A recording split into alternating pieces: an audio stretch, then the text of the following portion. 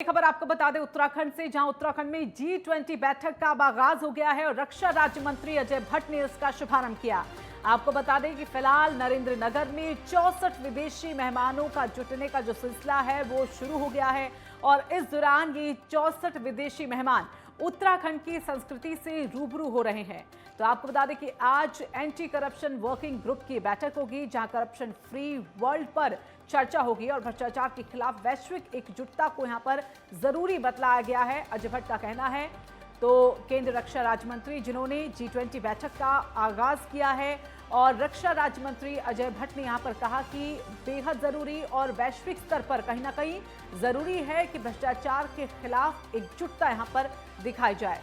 तो 64 विदेशी मेहमान आज उत्तराखंड पहुंचे हैं क्योंकि आज से G20 की वहां पर बैठक का आगाज हो गया है और तस्वीरें आपके सामने कि किस तरह से खूबसूरती से ध्यान बिल्कुल रखा गया है कि जहां एक तरफ कोई भी दिक्कत किसी भी विदेशी मेहमान को उठानी ना पड़े, साथ ही वो उत्तराखंड की संस्कृति से भी यहां पर रूबरू हो पाए। ये हमारा सौभाग्य है कि जो सेकंड ग्रुप की बैठक यहाँ हो रही है वो उत्तराखंड की पवित्र धरती पर हो रही है। ये देवताओं की भूमि है और यहाँ से कई मैसेजेस बाहर को गए हैं और आज जो हमने यहाँ पर ये मीटिंग की है, अभी 2 दिन तक बहुत सारी चर्चाएं होंगी। उसके बाद मंथन के बाद जो क्रीम निकलेगी वो विश्व को एक मार्गदर्शन देगी और हमारे G20 के मेंबर्स जितने हैं, मेंबर्स देश, उनको एक बहुत बड़ा पाथेय मिलेगा। अभी आप पूछेंगे कुछ चीज़ें, हमारा मुख्य उद्देश्य क्या है?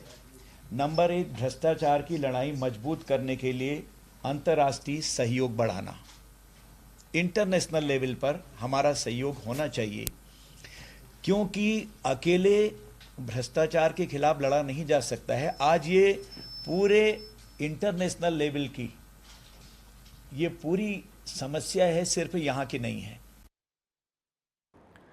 और चलिए इसी पर ज्यादा जानकारी के लिए हमारे साथ हमारे सहयोगी उपेंद्र राणा जुड़ गए हैं। तो उपेंद्र, ये बहुत ही गर्व की बात है, उत्तराखंड G20 बैठक की मेजबानी यहाँ पर कर रहा है और इसको लेकर हम देख रहे थे कि 1 से 2 महीने पहले ही जो तैयारियां थी वो की जा रही थी और अब जो है विदेशी मेहमानों के आने का सिलसिला वहाँ पर शुरू हुआ। आज से इस बैठक का शुभारंभ भी है, संस्कृति से रूबरू हो रहे हैं। इसके साथ ही मुद्दा यह है कि भ्रष्टाचार से आखिरकार वैश्विक स्तर पर किस तरह से लड़ा जाए।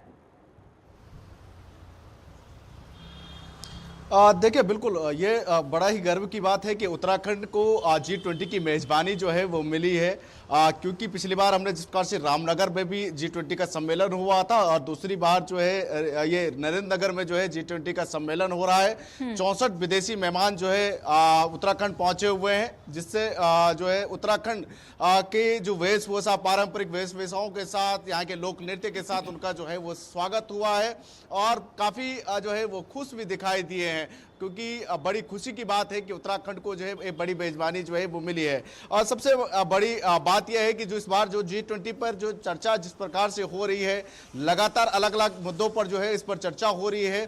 पिछली बैठकों में हमने जिस प्रकार से देखा था विज्ञान के दौर पर जो है किस तरीके से काम हो रहा है, शोध किस तरीके से काम कर रहा है।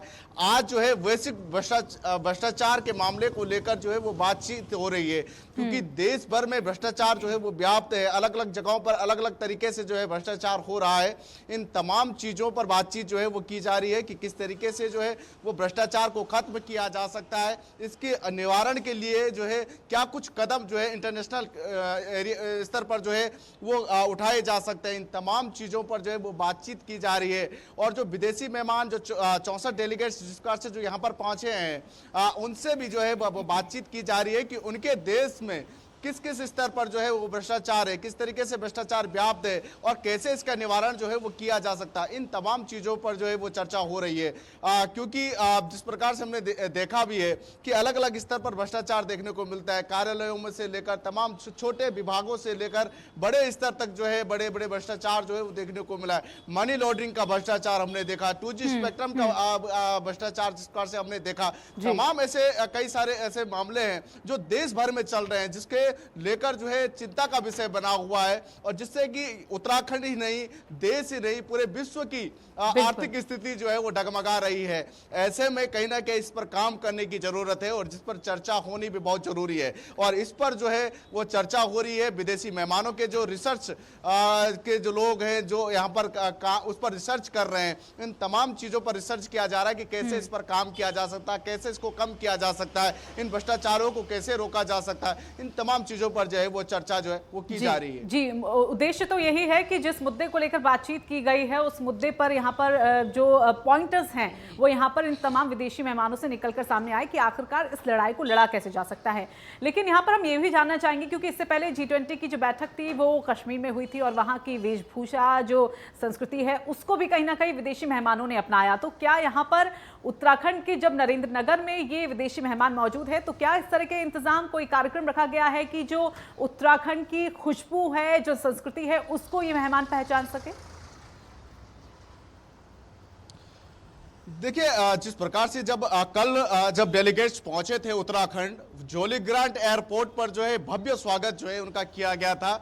उत्तराखंड की जो पारंपरिक वेशभूषा है, जो लोकगीत है, चाहे उत्तराखंड के गढ़वाल का हो या कुमाऊनी हो, तमाम जो गीतों के साथ जो है उनका स्वागत किया गया। जो उत्तराखंड की पारंपरिक वेशभूषा है, पारंपरिक लोक नृत्य है, उन लोक नृत्यों के साथ जो है उनका स्वागत किया गया। साथ ही उनको जो है अपने साथ जिस प्रकार से जो उत्तराखंड की जो महिलाएं हैं, उन्होंने जिस प्रकार से अपनी जो पारंपरिक वेशभूषा है उत्तराखंड की, उसको जो पहना था, उसके साथ जो है जो विदेशी डेलीगेट्स जो आए थे उन्होंने अपना नृत्य भी किया, यानी कि उनके साथ पूरा जो है वो रम गए थे।